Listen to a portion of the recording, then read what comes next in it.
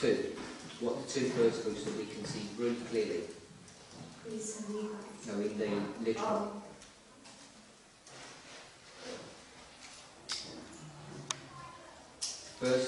First group is in the time period of the first month, where you get the barley harvest.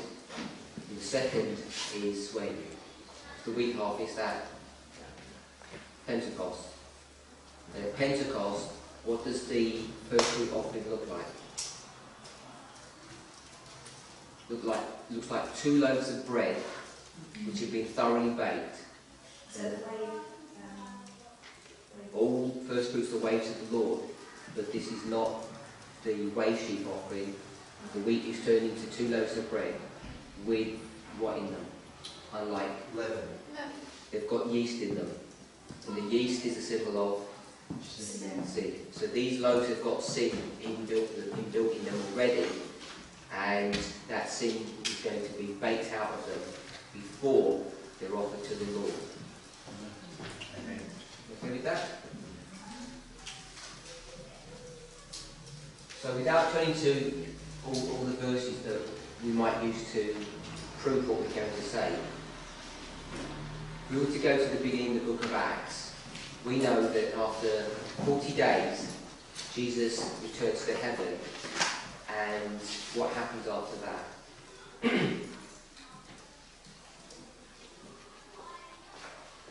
Pentecost. Before Pentecost. Because Pentecost is 50. Pentecost is 50. Correct? He's come back on Resurrection Day now. He's with them for 40 days, and then he ascends up to heaven. So what happens after that? There's the 10 days in the upper room. So, where do we mark the 16th day of the first month, which is the Sunday? Sister Ellen? I asked you because we did this. Where do you mark the 10 days? No, 16th day of the first month. It's Resurrection Day.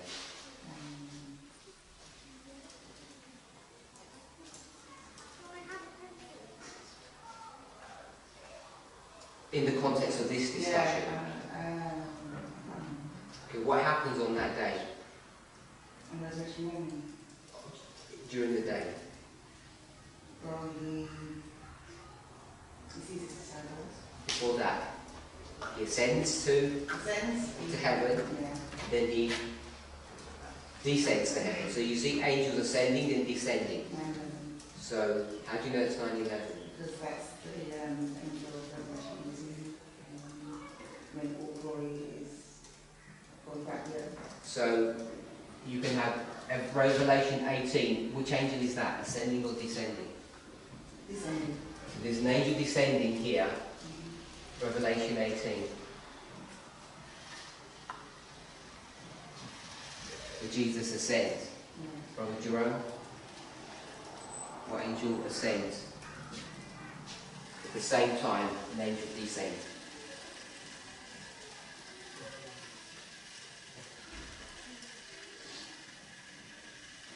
Sister Rema? Book chapter will do. Revelation. Sister Ellen, do you know? Revelation 7. Revelation 7 says there's an angel that does what? Sends out of the east for the sun rising. So there's angels ascending and descending. Revelation 7, yes. But what is this story also? Angels ascending and descending. Where do we get that? That's Jacob. So we've got Jacob here. So Jacob is where? 9/11. Sorry? I didn't know what you said. No, where is Jacob? When he sees the angel ascending. At 9/11.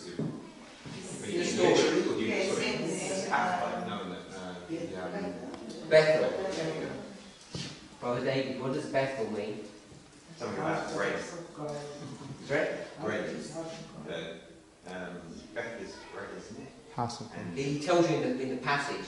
Someone find the passage. there's a house again. He tells you it's Genesis 18. Genesis 18. someone find the verse where they're up to.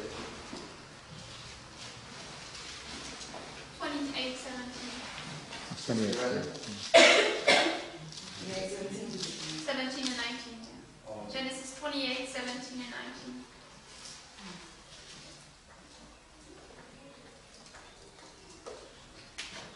Levi House of God. was afraid. Read the verses because I want to pick something else as well. Okay, so 17 says, he was afraid and said, how dreadful is this place? This is none other but the house of God, and this is the gate of heaven. And Jacob rose up early in the morning and took the stone that he had put for his pillows and set it up for a pillar and poured oil upon the top of it. And he called the name of that place mountain Bethel, but the name of that city was called Sabbath. What's called House. Okay, so Bethel means what? House of God.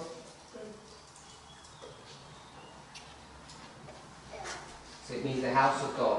What is the house of God, Brother Jerome? The house of God is the church.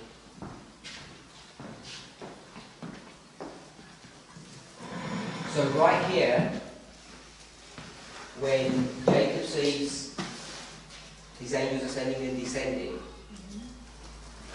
he marks this as the house of God, which is the church of God. We okay with that? We saw that this was Resurrection Day, 16th day of the first month.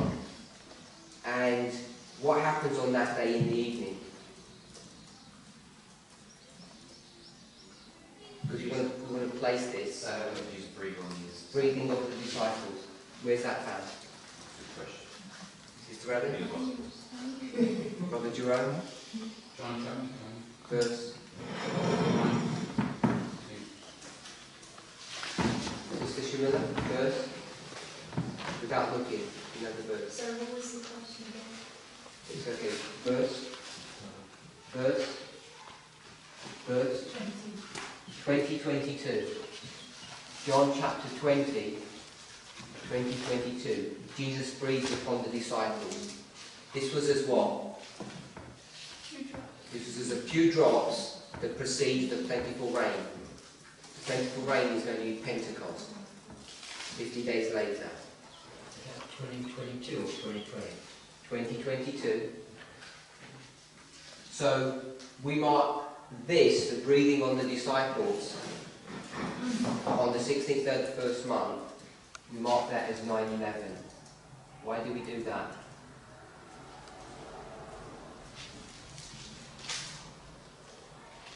Why do we mark that as 9/11 anyway? Sorry? The beginning of the Latin. So if you're going to mark it as a sprinkling, why does 9/11 mark the sprinkling? Sister Shimona? Is it the beginning of the Latin rain?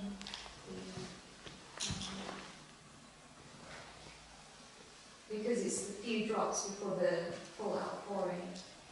Okay, why do you mark that as 9/11?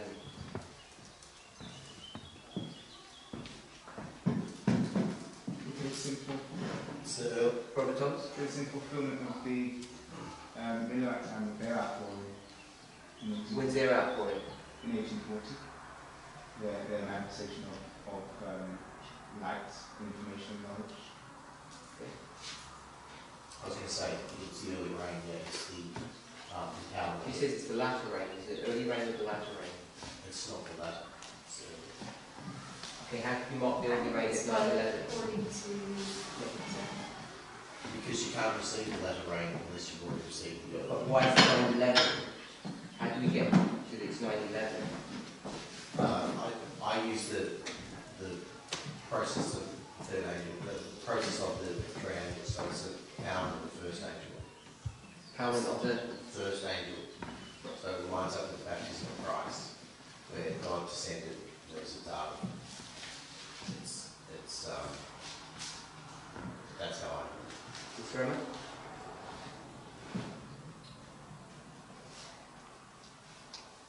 Sister Lisa? So I said the angel of Revelation 18 is the angel of the rain. So, the angel of Revelation 18, it brings the latter rain. Find the passage for that. And while we're doing that, Sister Owen, why do we place Revelation 18 here anyway? And 9:11.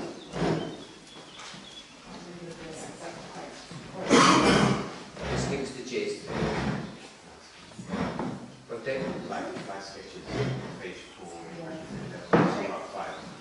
Says what?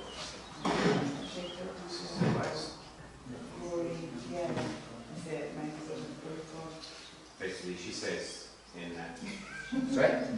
Because it doesn't work. she says in that clause, I tried, it didn't do anything. Sorry? Carry on. she quotes that she says that everything said that I have stated that New York is going to be taken by a flood or a tidal wave of some sort. I have no light on what is happening in New York, only I know that someday these massive buildings will be thrown down by the turning and the overturning of God's power. One touch of his mighty hand, one touch of his mighty power, and these massive structures will fall. The scenes will be seen. It says that this will be the fulfillment of Revelation 18:1-3 Great. You try the passage just the reason? and the rest.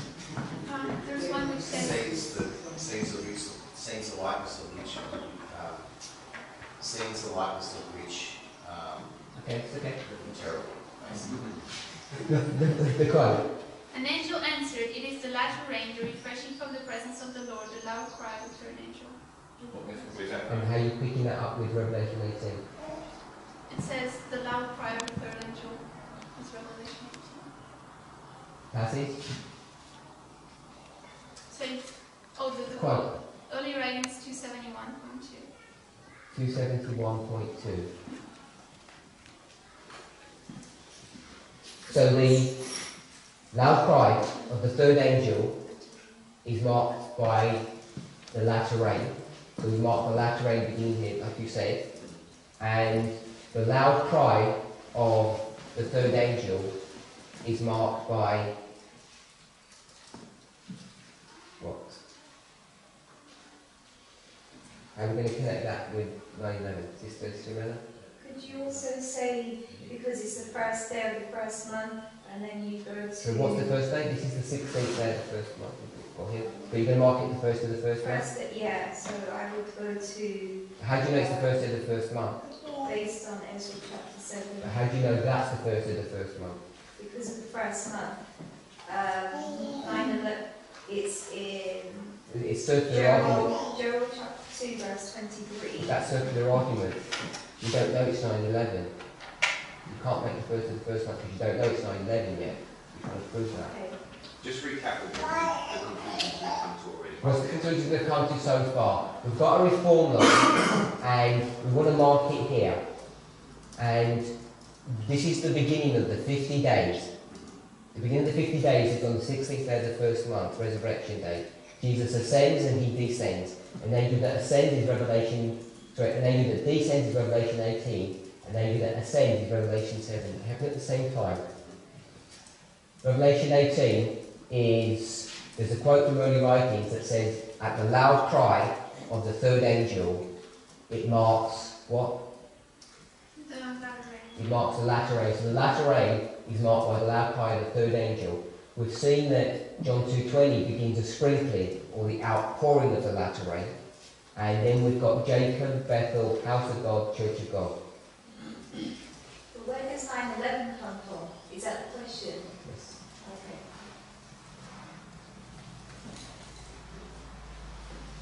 We're 99% of the way there. We could tidy it up, but if we're okay, we'll just say it's 9/11. You haven't put down the plot. Which one? Nice. 4:11. So we'll put that one Because that actually states here. that states that the Life sketches 411, paragraph 1. in New York. Is paragraph 1 or 5? 5? So we've got Revelation 18. Life sketches, Revelation 18. early writings? Like 9 testimonies came together too. Mr. Shimon? With Revelation 7, you have the angel ascending from the east. Yes. Does that represent the children of the east? And then you could say that's 9/11, that fits into 9/11 and Revelation 7 and Revelation 9 as well, to prove that that is Islam. Islam comes into Bible prophecy at 9/11. So we've got enough information for that, I believe. So Bethel is the house of God, it's the church of God. What is Bethel also? Sister Tess? Do you remember the passage that we just read? Sorry? It's the gate. So what is the gate a symbol of?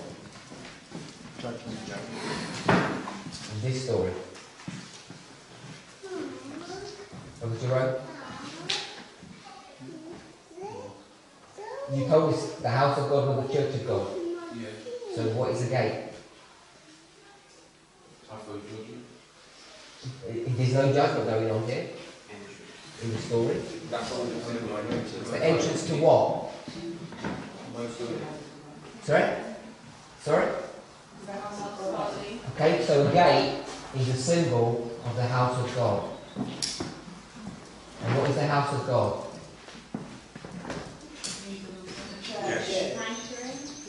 Church. Where have you got gate from in the house of God? We can read the passage again. Let's read the passage again. Genesis 28. So someone read that. He says, this is the house of God, this is the gate. Gate of heaven. And he was afraid and said, how dreadful is this place! This is none other but the house of God, and this is the gate of heaven. How do you get to heaven? Jesus. Through Narrow, straight gate. through the what? The church. You have to get to heaven through the church. You can't get to it any other way. What's the fold? The fold is at one level it's Christ. He said if you come over through the wall, you're a robber, but that fold is also a symbol of the church. So a gate is a church. You okay with that? I would say that the gate was Jesus, I thought, because he says, I'm the way. So, What's the body of Christ? his church. And well, what is Christ if not his body? You can't decapitate him because he's the head. He's in the body as well. So it's synonymous, yeah. Yeah? Trinity provided humanity. Yeah. When you marry, what do you become? Yeah, come, come. You become one flesh. And the wife, or the female part of that is the church, and the male part is Christ. And when they become one at marriage, you can't distinguish between the two. So the gate is both Christ, but also his church. So you said Christ is the way, the truth and the life. What is the way? The path. What is the path? Righteousness. What is righteousness? That line. How do you get righteousness? Being right. By hearing God's word. By hearing God's word. So now it's the word. Yeah. And the word can only be delivered by... Church. Christ doesn't Or deliver the messengers word, or- by messengers. Yeah. So there are many, many ways to show this, that the gate is symbolised by Christ. But in this story, it's the gateway to heaven, which is what the church is.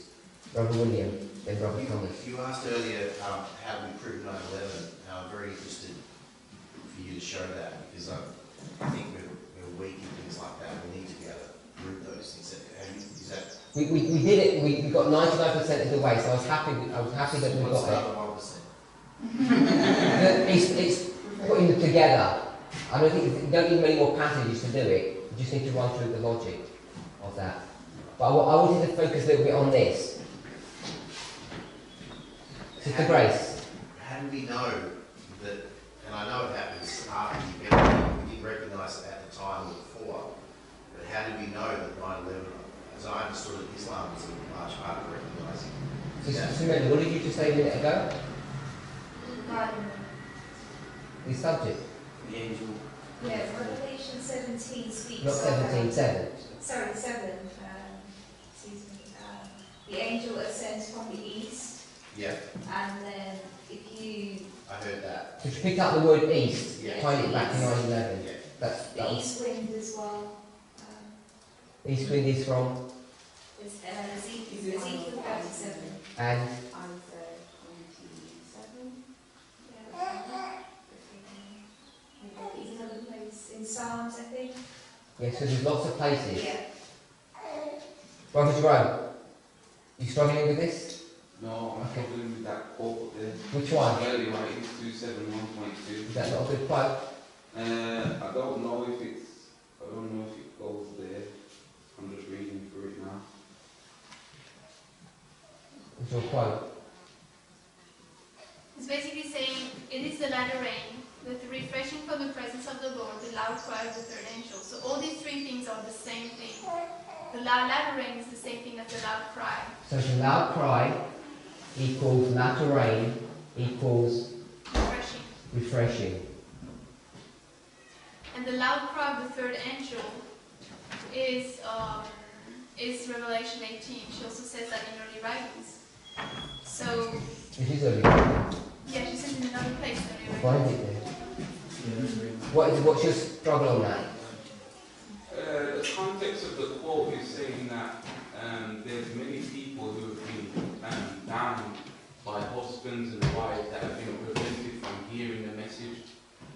Yeah, and it's just always saying that she asks this angel what has been the change, and the angel says it's the latter rain, the refreshing from the presence of the Lord, the loud cry of the angel. So I'm not sure how that fits there. What is the refreshing? The refreshing, the latter rain, When does the latter rain begin? in measure at 9:11. Yeah, but when does the latter rain begin? In measure of 4, when does it begin? 9:11. So that's all she's doing. She's got latter rain, loud cry. She did the loud. What is the loud cry? The loud cry of the third angel. When does that happen?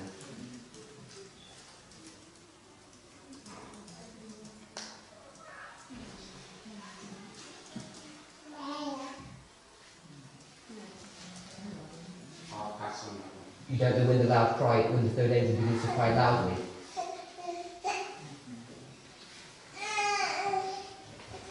It swells into a loud cry. Well, the loud cry is a swelling, but when does it begin to cry with a loud voice? Okay, from the start, from 9:11. So It swells into a loud cry. the definition of a loud cry is what? No, it's the third is already going through history. What is the definition of the loud cry? Sorry? It's when it begins to have power. Yeah? But it's a loud statement. It states in early writings, page 271.2, Yeah. that it said it's a loud cry of the third angel. Sorry, did I say something wrong? Well, you said, I'm actually saying it wrong. you said the third angel is already going through history. Yes. Which, yeah, I agree with. However, it's still attributed to the third angel in that the third angel is empowered by this angel. So that's what I wanted to pick up. It's the empowerment. Right, okay. And what angel empowers the third angel, Brother Jerome? What angel empowers the third angel? The fourth one? It tells you in Revelation 18, verse 2. Babylon is fallen. Which angel is that? It's the fourth one. It can't be the fourth angel. It's the second angel because there's only 3 angels. So it's the second angel that empowers the third. Why do you always place the loud cry after Sunday, or if you're saying it's from 9/11? Who does? You always, Who's we? this movement. I don't think this movement has ever done that since we had the light on 9/11. There's a chart with 9/11 out, the Millerite comparison chart, that has loud cry. So The Adventists do. We have to. Sorry? We have to. We put a, Marco put a chart out that Jeff and everyone, I presume you as well, endorsed. No. I can show it to you. No. You said presumably I endorsed. Oh, sorry, okay. If you did, that's fine. But that had it there. It's fine. Had the label. And the reason for that is because it's each seeking a different application. Well, then, so we do it. Sorry? So we do it. But we also do this. Yeah. You've never heard that the loud cry begins at 9/11? Not in that wording. I see what you're saying. Do you believe that loud cry is the latter rain? Yeah. I follow what you're saying. Okay. We've always placed, yeah, I guess we've always just separated it. So we'd say that latter rain begins and it's progressive, but then you get the full outpouring, which is the loud cry at the Sunday. So you separate the loud cry from the latter rain. Yeah, I guess I would have normally, obviously that quote puts it all together. So that quote stops you from doing that. Is that okay, Robert Jerome? I'm not feasible what they do now. Okay, so it's not okay. I would certainly say that, from what I understand, at each stage along the reform line, you have like empowerments, and I can probably see what the Grace is saying today in terms of like the Sunday law. It's there's a further outpouring of that power. So it's just a progression, but without disrepute. The loud cry begins at 9/11, and continues to grow from there. And at each stage, each demarcation will have, midnight cry at midnight, and then you have Sunday law, at each stage, you have crescendo of the power. What is the loud cry for? What's its purpose? What's its purpose? I didn't hear what he said because I was focused on you. Well, we always put verse 4. No, what we always do, in your understanding, what is the loud cry for? And who is it to? I would just, because we placed it in verse 4 of Revelation 18, which has come out of my people, that's why I thought to bring people out of Babylon, so to the world. So it's a group of people who are going to give that message, and they're going to give it to people who are in what condition?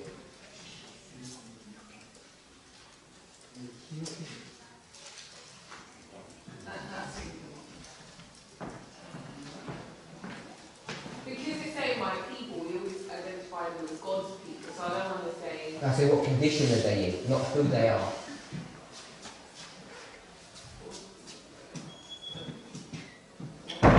Sorry? They're in a lost condition. So, what did I start this Sabbath school with addressing? The first thing we addressed? Paul, and then we said, I think it was even before that, 3 groups. So if you have 3 groups, is there a group that's lost? Sorry? We're not sure of the 3 groups? I know, but we don't know the 3 groups that we talk about in this movement. Priests, the Levites and the Nethinims. So, which of those 3 groups are lost? The Nethinims are lost, and the Levites are saved.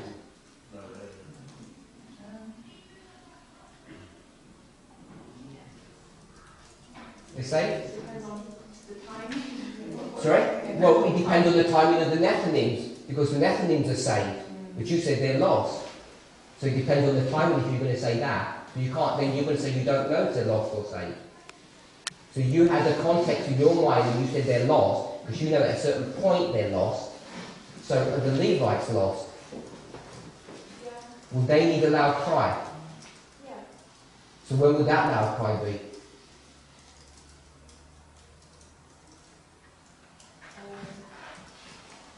Is that right?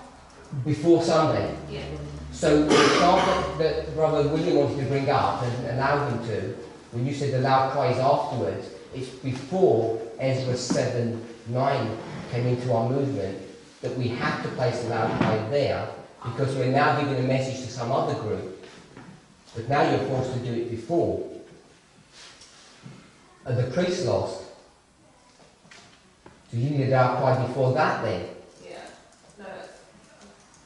So that's why you're forced to bring all of this way back down to here. The Ark Pride must be at 9/11, because who is it a message to? Brother Jerome? Yeah, the priest. So if it's to the priest, it must be here. It can't be later on. Yeah, but I'm saying that it's not.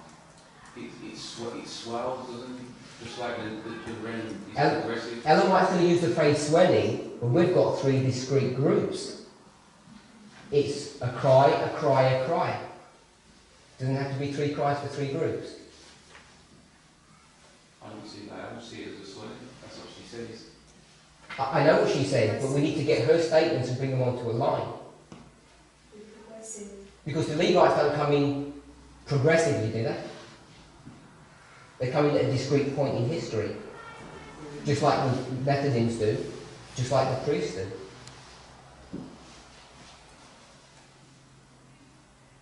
We'll move on. Please, which one? First Thessalonians 3:6-2.4. Right there. What's it connected to? It's connected to show that the beginning of the light of this angel is, he calls the loud cry. Okay, so we're here. Yeah. So, three selected messages? 362. First Thessalonians 3:6-2.4. 1SM 362.4. I'll start with 2 sentences in. The time of test is just upon us, for the loud cry of the third angel has already begun in the revelation of the righteousness of Christ, the sin-pardoning Redeemer. This is the beginning of the light of the angel, whose glory shall fill the whole earth. For it is the work of everyone to whom the message of warning has come, to lift up Jesus. And she talks about types and shadows and symbols. So what I'm getting from that is that she calls it the loud cry already beginning, and she links that with the beginning of the light of the revelation of the angels. Brother David, do you have the context of that statement? Can you read that again, please? Sorry.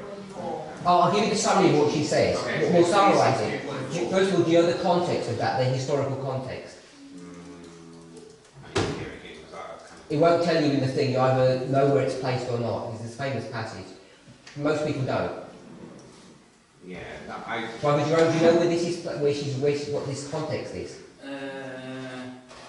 Is it the arrival of the third angel? No. This is 1888. Alright. So isn't that Revelation 18. It's not the arrival of the third angel.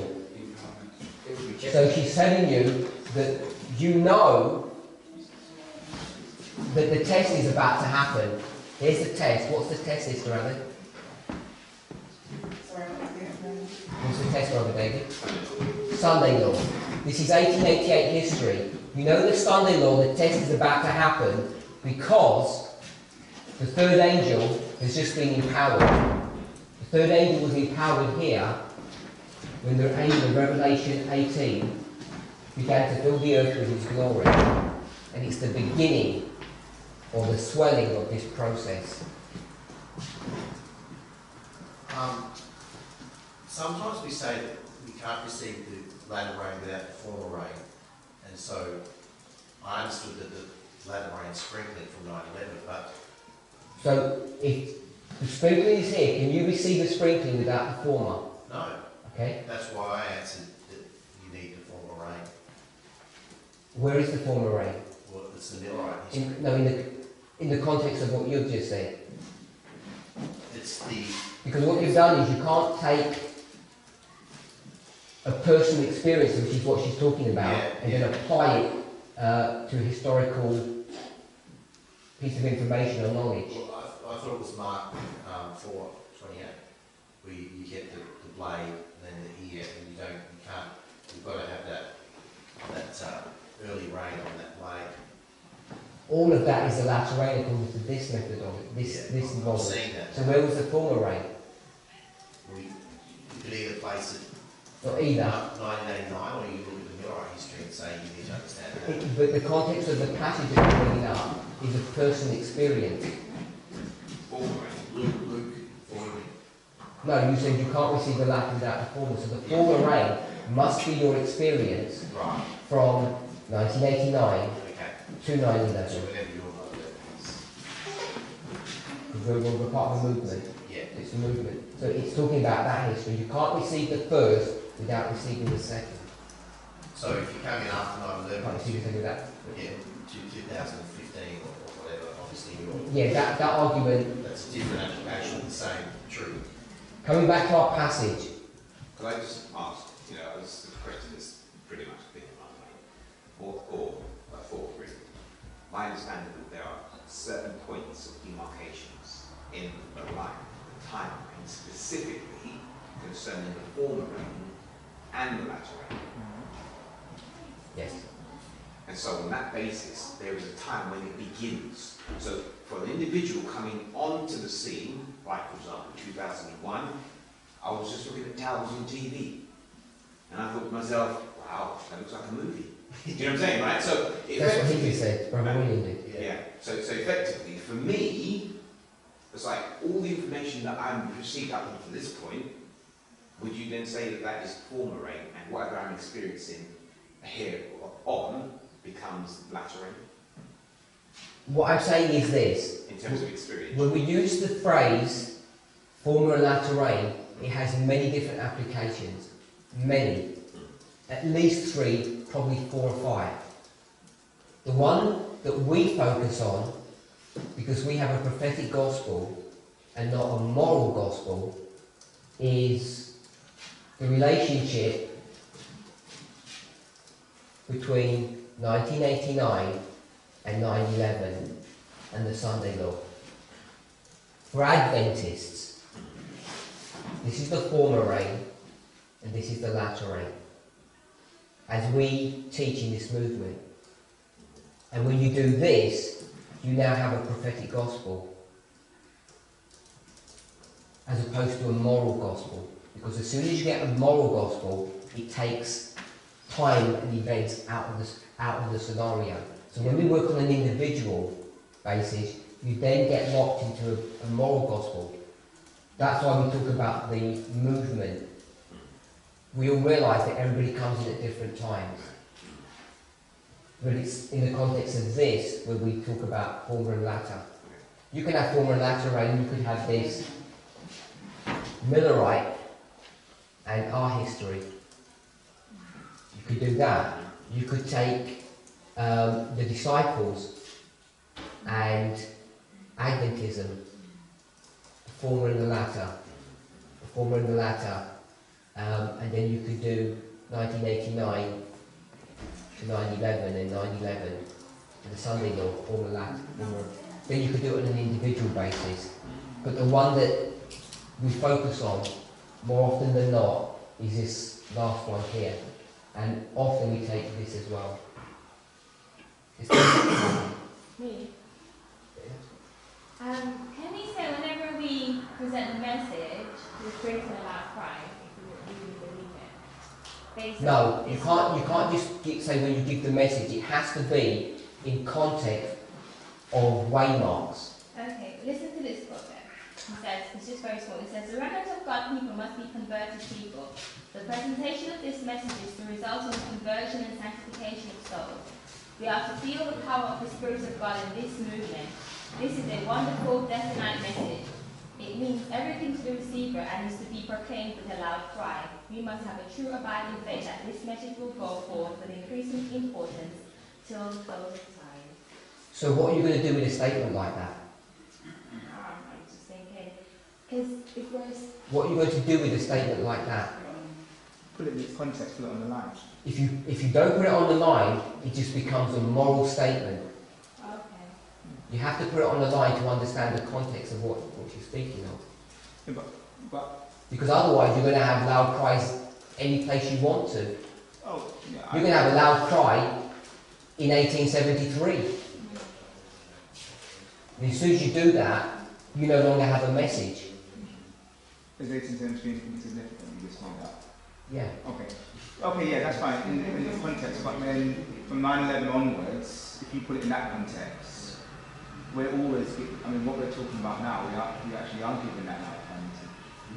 So the fact that if you've just made the point that we should be waiting until Sunday to be given a loud cry, because your preparation should have been starting from when it started in the beginning. So then that context will have its basis. Yeah. I'm saying It that. said remnant people, so I would think those who are cut out of the stone. But now you're making an application, that's what I'm saying. Yeah, I need to look at So just coming back to this statement, so Ellen White is saying 1888 was the beginning of the loud cry, and you know the test is happening because we're already here. So just quickly read the statement again so you can see the context of that. In the actual passage in Selected Messages, he tells us it's from the General Conference of 1888. Yeah, that's right.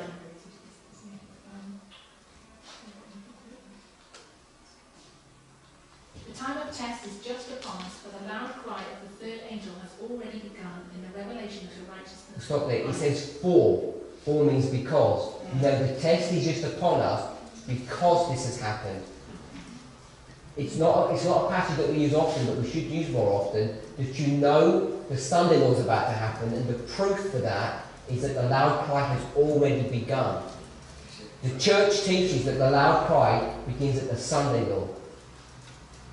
And the reason why we would have taught that before, in our early days, is because we never had visibility on the Levites and the priests and the work that needs to be done for them. So when it started, originally started, So- 1888. No, you can't say originally started, it's another application. For the loud cry of the third angel has already begun in the revelation of the righteousness of Christ, the sin-pardoning Redeemer. So we'll stop there. What's revealed here in 1888? It was righteousness. So we've got righteousness is revealed. Sister Ellen, what step is righteousness in an everlasting gospel? Sister... Not Sister Singleton. Yes, second part. Which, where do you find that?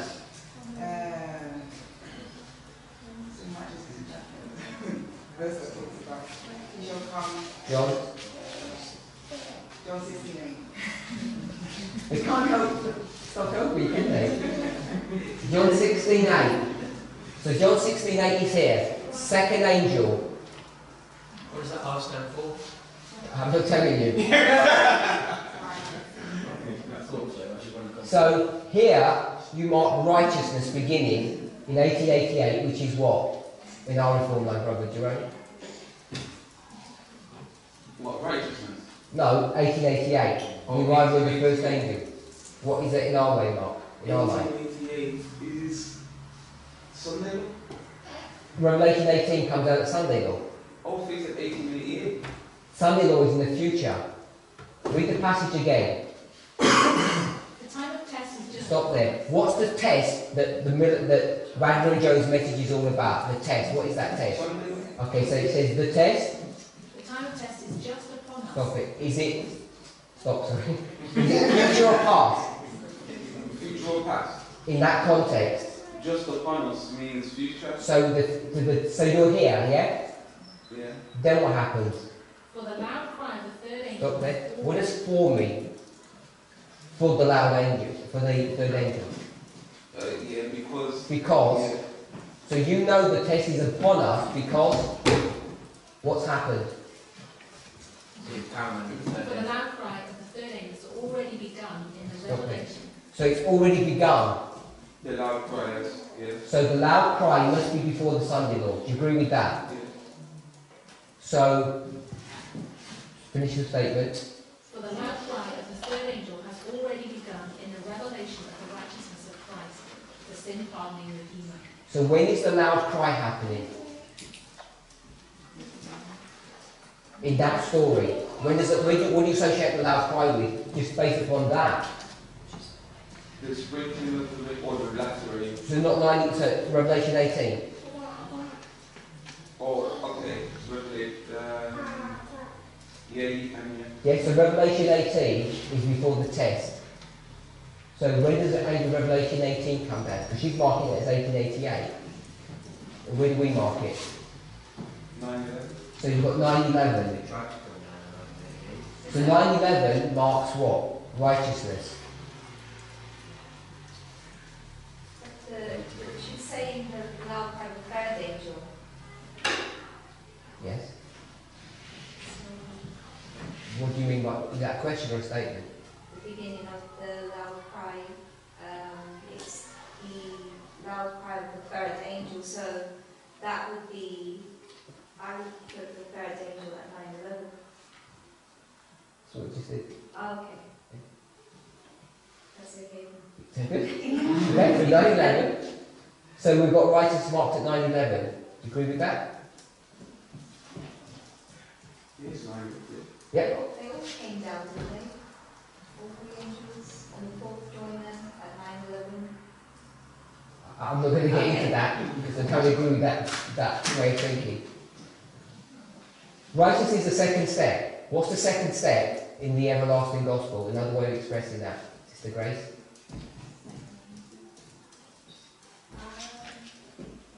That's not righteousness.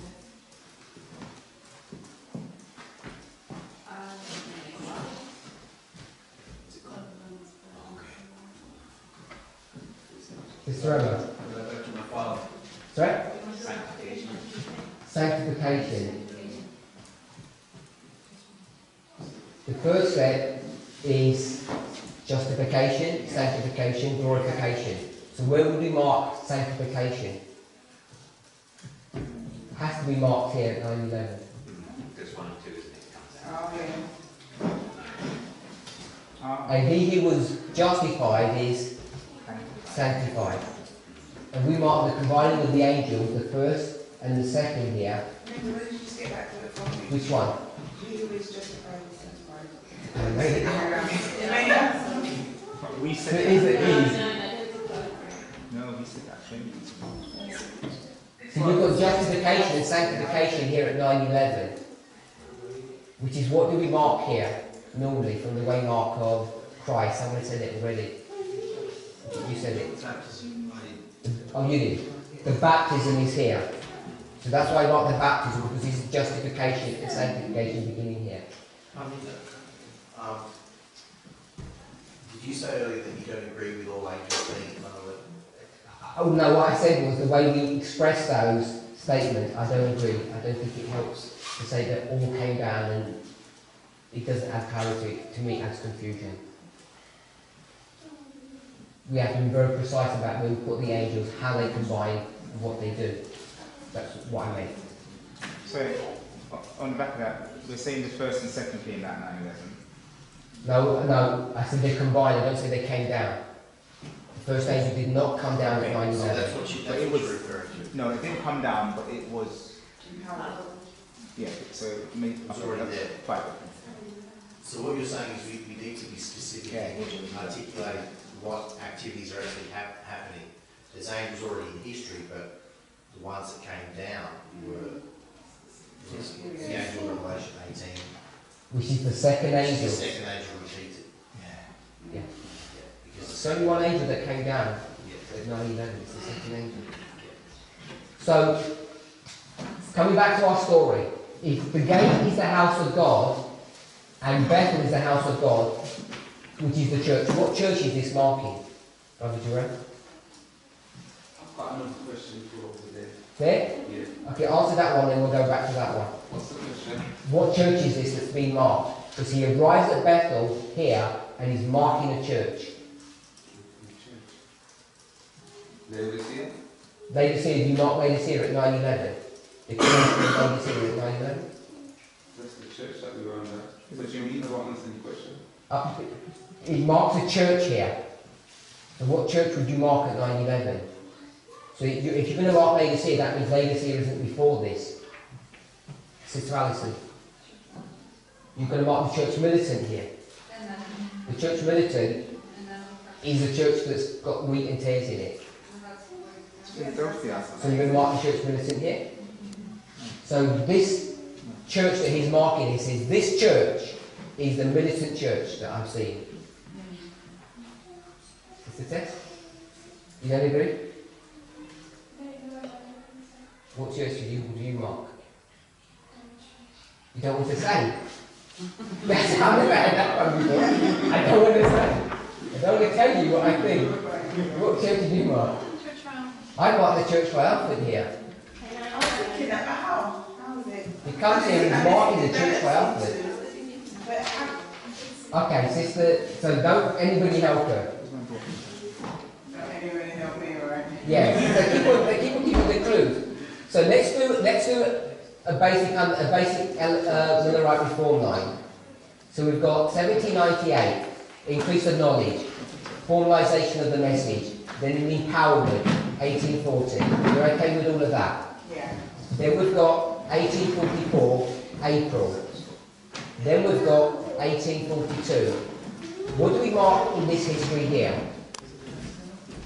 After the empowerment.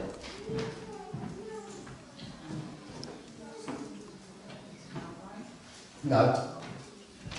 Sister Stephen? No. Between 1840 and 1844 in this history. What happens in 1842? Brother Jerome? The chart. So she gives us the chart. And what are the charts, Sister Ellen? The chart is the... Sister Cedric? The Waymark? Brother Jerome? The charts. What are the charts? In the foundation, the rock of ages? Foundation. So we mark the foundations in this history. Yeah. Okay? So the foundation is the foundation of what? The foundation of the message. Is the Caroline? I was thinking of the church of the movement. It's the church. Can't we say it's Philadelphia? What's that? Can't we say it's Philadelphia? You can say what you want, I don't know, but I'm not marking it Philadelphia, but I'm saying it is the foundation of the church. Oh, so I went back to saying what church it was, sorry. Okay. Can we see that? It's the foundation of the church. The charts. If you find a passage, I think it's Desire of Ages, it tells you that the first 5 disciples, it begins the foundation of the church. So, if this is the foundation of the church, are we okay with that? Because the symbology of foundation comes from what? The building of the house. It's a building of something. Okay. Yeah? So, 1840 is what waymark from Jerome? What waymark? In our history? Yeah. 9/11. So 9/11 begins what? Foundation. The foundations are laid. So, what is it the foundation that's being laid at 9/11? Sorry? You don't know that 1840 is 9/11? You don't know that the foundations are laid after 1840? After 1842. No, it begins here.